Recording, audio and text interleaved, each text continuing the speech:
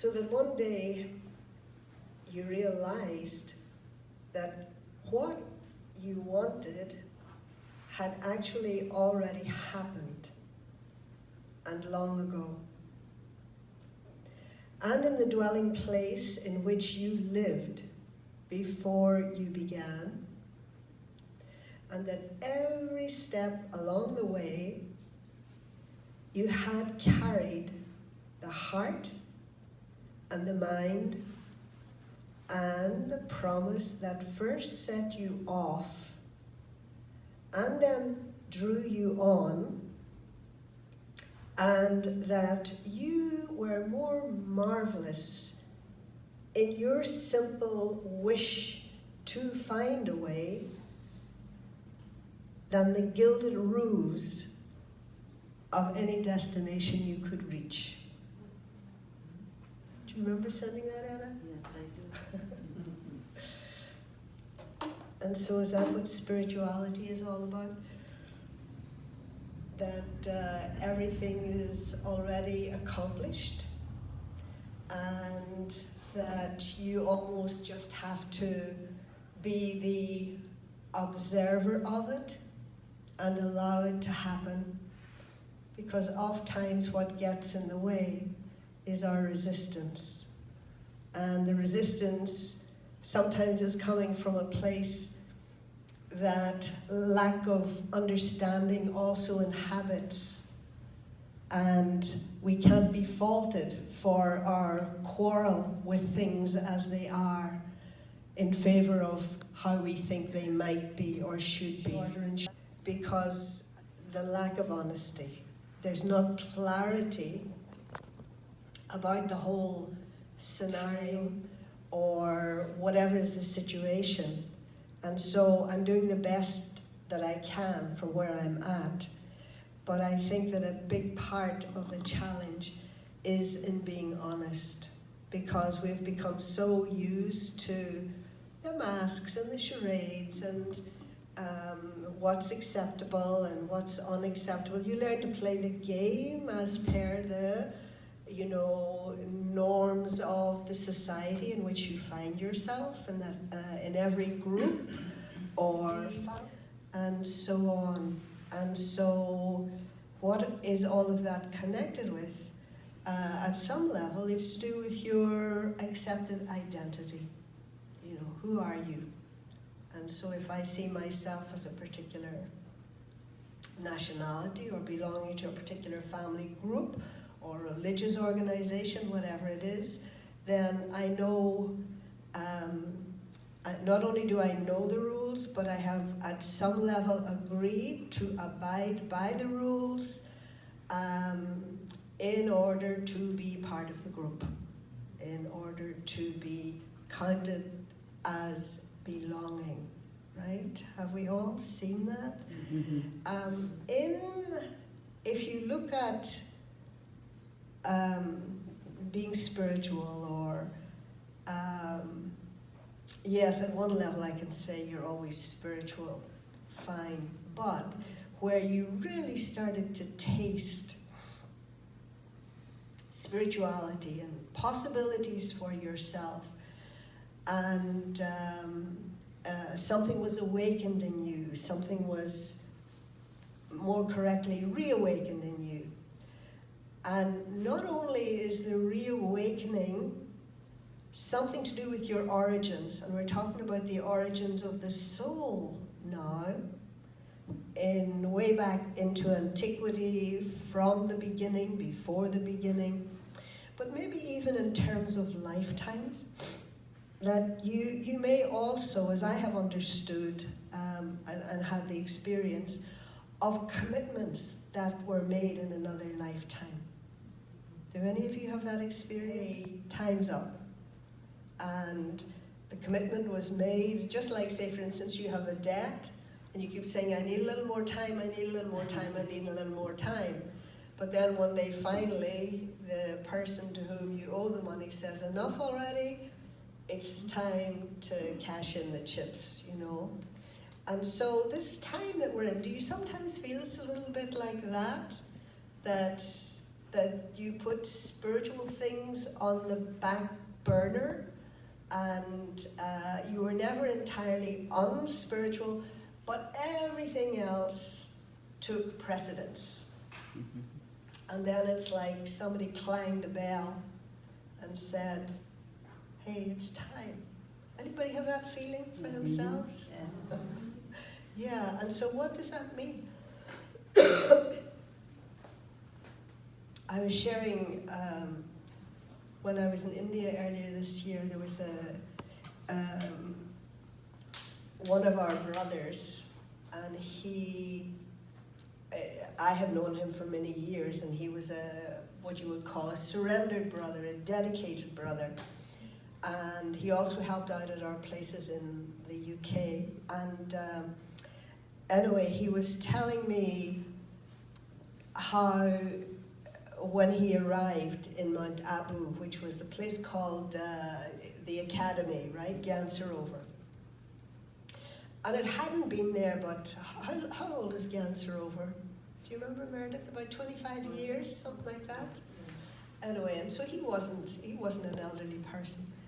And he said that his mother persuaded him in the early days of the establishment of that facility to go and help. He said, I had no interest, didn't want to go, but it was my mother, and in order to please her, I went.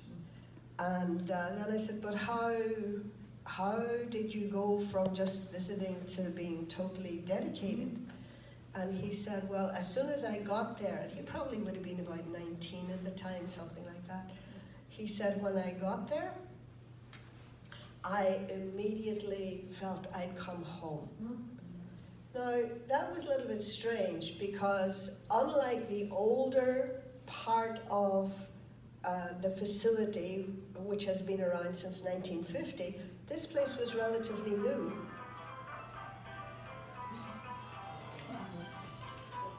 Just getting started. So he felt he'd come home. And in that conversation, I realized, have you ever said that you came somewhere, could even have been a Brahma Kumaris facility or the Hollywood Library, and you had the feeling of coming home? Yes. Yes. Well, actually, what you're saying is not that you've come home, but you've come to the place from where your destiny can emerge. And so, in the same way that for a child who's brought up in a secure environment with loving parents and what have you, they can move confidently out into the world, right? And in the same way, what I found is, because I too had a sense of homecoming, and it was in Mount Abu as well, that there is a, I want to say organization, but there is a situation in place that allows for you to make those moves, to discover your own destiny, to wholly inhabit it, be a part of it, and discover what it is that you have to provide to others. And so coming home just means that this is the starting point for you. And so I think for many people at the present time that this feeling of certainly the need for security and for safety has been exacerbated by all of the things that are going on in the world. You know, all of the things that were our support systems, that we trusted, believed in, paid homage to, supported, they're letting us down. They're letting us down. And so, is that bad? Yeah. Well, it isn't, as they say, how it is, but now what do I do with it? That's, I think, where spirituality expresses itself. And sure, I can get into a huddle with everybody else and bitch and moan and complain and argue and debate about it, but is it achieving anything? Not necessarily. Not necessarily. And so spirituality is saying, you need to change your tactics. That's all it is at one level. It's the possibility of forward movement and upward movement. And then, are you going to be in the huddle with everybody else, or are you going to step outside? And not because you have aspirations of being a leader or anything else, but that you do something a little bit different. Like I was seeing my lovely sister here, whose husband left the body a week ago, having been married for 43 years, and the same goes for Etta, a few months ago, October was it? And what's the feeling when somebody loses their partner or whatever, and it's almost like you put on your face of sadness and grief to go in front of them, yeah? And because what I was seeing was like the courage and the result of the spirituality, then people no longer felt that they needed to have a sorrowful expression on their faces in dealing with the person.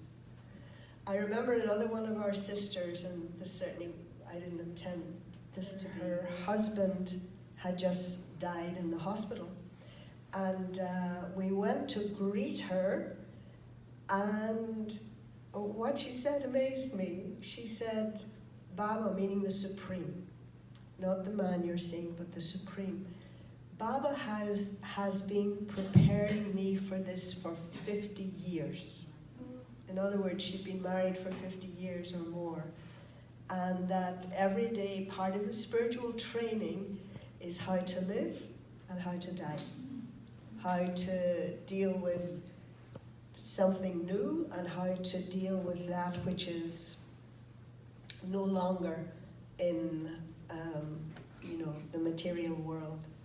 And so my deep appreciation when I see, because spirituality, I mean, why would I get spiritual?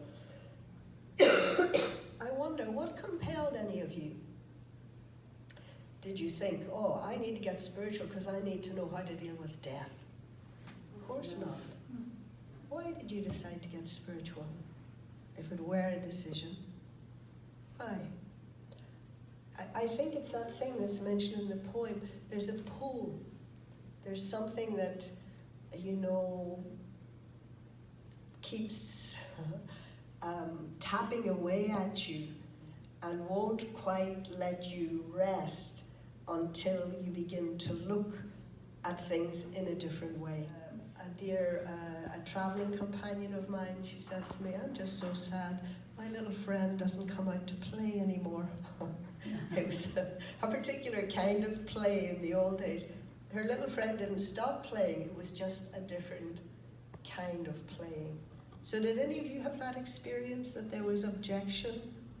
Yeah. And then? You went past it, no? Yeah. Because ultimately, spirituality isn't something that's separate from any other part of your life. It, in fact, should be the umbrella under which all of your life is lived and is seamlessly held together by that umbrella of spirituality. What does it mean to you to be spiritual? I need to know. The curiosity, and it's not even, it may not even be that there must be something more than this, but you intuitively know that there is something more than that. And so it's like operating on a different level, I suppose. Wavelength? A wavelength, there you go, I like that. It's operating on a different wavelength. And it is, I think, inherent within it. On the one hand, the Brahma Kumaris will always promote the idea that they never charge, right? But I think spirituality requires payment, you know? Yeah, that it requires a lot in many ways, because it's to do with your thinking, from which your attitude will come, and your attitude then in turn affects the atmosphere. You begin to realize your sphere. It's a different sphere, and your sphere of influence. You know, they sometimes, however corny it might sound, play with this idea of the atmosphere, because the word in Hindi for soul is Atma. And Atma means soul. And so the sphere of the soul. And I think, you know, soul is one thing, but maybe spirit is more appropriate in this context. Yes, we're all souls, but the spirit inferring something very profound. I was thinking too about, like, where do we use the word spiritual? Making the distinction, it's not it was just out of curiosity. Like, we talk about Negro spirituals. What does that sort of, what is the difference in that feeling and say, we're now going to sing some hymns? Is it different? It certainly is for me. Yes, it is. Yeah. You feel that the pathos, the vibrations, the feeling, the truth of the thing, that everything is there, that it, again, is part of that transcendence, if you like. And so I think spirituality, it can also be a job description. And I'm not talking now about my job, but that for all of us, what is the job? That spirituality... To walk the talk. To walk the of talk. Peace and go. love like and that, joy. Ross. To walk the talk, that there's no contradiction between the thinking, the motivation, the words, and the actions. I think it's to do with the essential job that we're all involved in is transformation. And it's not just a job, it's a commitment. But it's a 24-hour-a-day thing. There's no sort of overtime paid, or, well, maybe there is. But what am I transforming?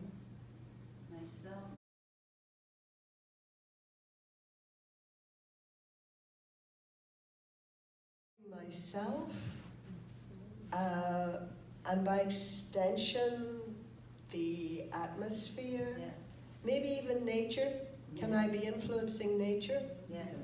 I mean, it doesn't seem right if, well, it's not a question of judgmental, but that it should go hand in hand with, yes, I'm spiritual, I'm concerned with transformation, and yet I don't pay attention to what I eat, you know, that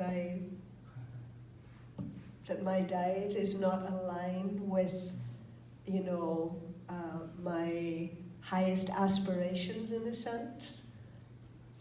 And so that the foremost thing for me of spirituality, and I'm going to bring it on to an extremely mundane level,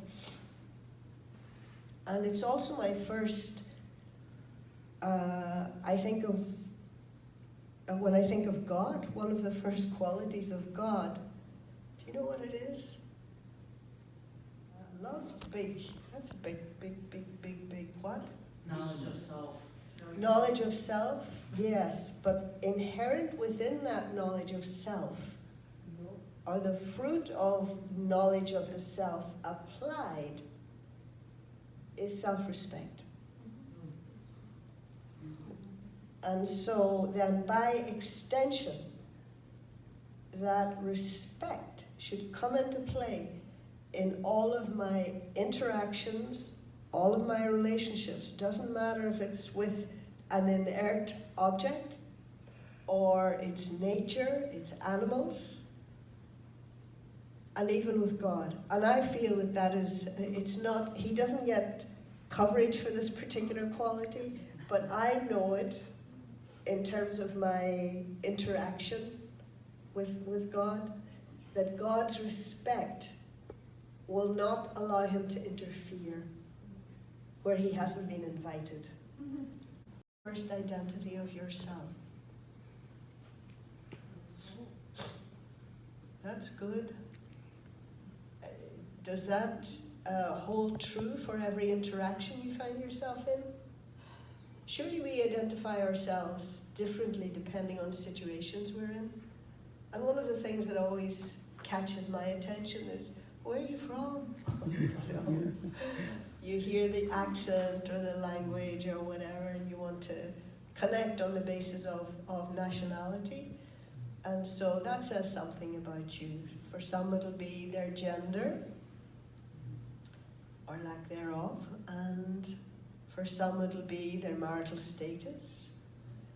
And so all of these things, think of all the things by which you identify yourself in the world, that if you were suddenly stripped of all of them, who would you be?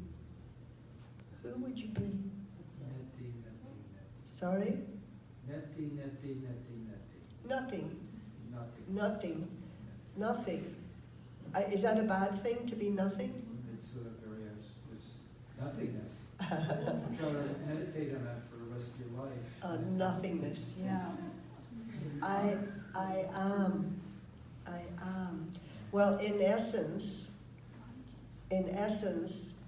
I would simply say that meditating on who I am in terms of eternity, not just the rest of this life, but in the context of eternity, means that no external or additional supports are required in order for me to be who it is that I am. Maybe not your nationality, mine has, but who are you in the silence? Who are you in the sphere of God? Who am I? Am I still that woman? Spiritual being. Just I am. I am. I am. And the essential nature of the I am is those qualities that have been mentioned: peace and love and wisdom and happiness. And so this too is a big part of spirituality, generosity.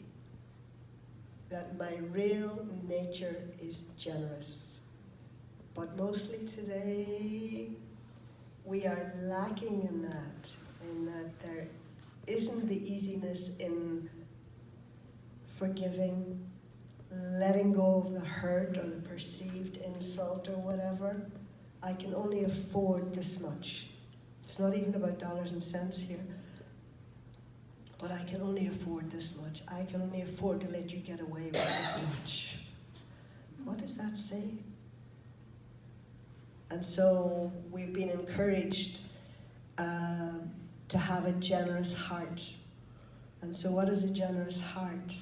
Generous heart is a heart like God. And that I don't see the defects. I don't see the insufficiency. I don't see. And so that generosity for your own self has at the same time to extend to every human being, because you're an extension of me, just as I'm an extension of you. And so always that thought to at least be generous and forgiving with my own self, which in turn allows me to be more compassionate when it comes to the so-called failings or mistakes of others. So I think these two things, respect and generosity, would be very much, for me, connected with spirituality. Do all of you have a spiritual practice? Creation,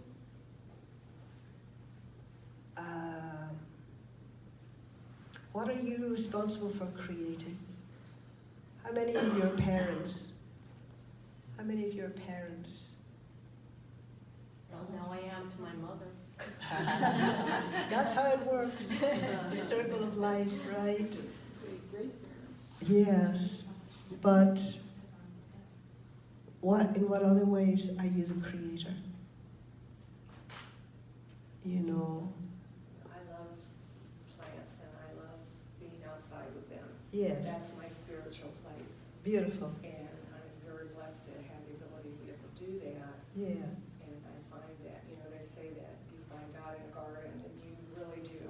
I'm very humbling, very spiritual. yeah, because there Every you're, day. yeah, that's beautiful. Because what you're dealing with is the natural world, right? It's still the natural world, even though it may be a small portion of your garden, but it's the natural world. It can be a weed growing up in the crack of Exactly. the sidewalk. Instead of And the, admiring how strong it is and Yeah. how it has the will to live yeah, and to survive. instead of the material. I find it in when I'm cooking, and I always try to cook after. And so, are you conscious that you're creating thoughts? I'm getting there. You're getting there, okay. You're creating thoughts. And so, where did the whole game start?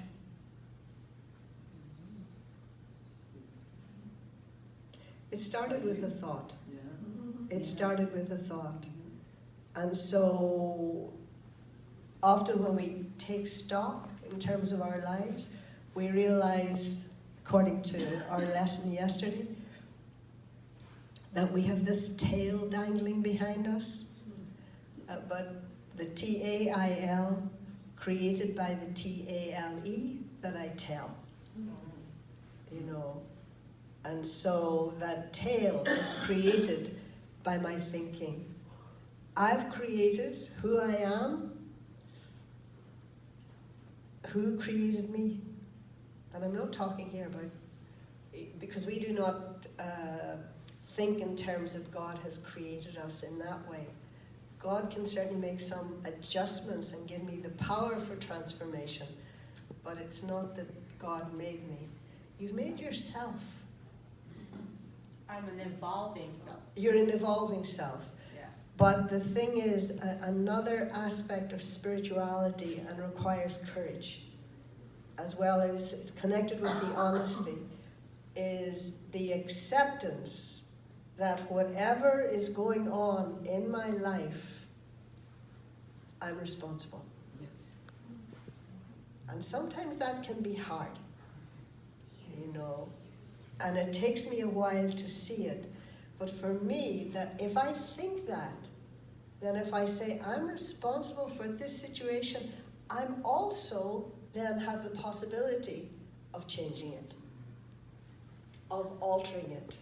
Yes. Each one of us is in whatever situation is required for our growth, for our improvement. And I cannot be responsible for, as you say, the overt racism that is so much part of one's experience in this country. And it's, for me, the people who are having to deal with it, it's almost like they've taken on a huge challenge. At some level, when it comes to spirituality, because you can do the group think, you know, you can do the race bit or the nationality bit or the gender bit, and the perception is valid, but ultimately it has to come back to me, because a spiritual journey is not a group thing, it's an individual thing. And in my moving, there's a possibility of movement for others as well, no? Yes. Whatever it is. And so there's like racism, there's like my own experience if I go back, not that it's exactly comparable, but it is about second-class citizenship in the north of Ireland and what we had to contend with. And so everybody's in the situation. It's like sometimes people will say to me, oh, it's easy for you to be spiritual, you're not married. And then somebody else will come along and say, oh, it would have been so much easier to be spiritual if I'd been married. In a way, at what has happened, then I have an excuse for not doing anything about it. You got to be prepared for the change. Hearing is that it's sometimes easier to sit in the problem.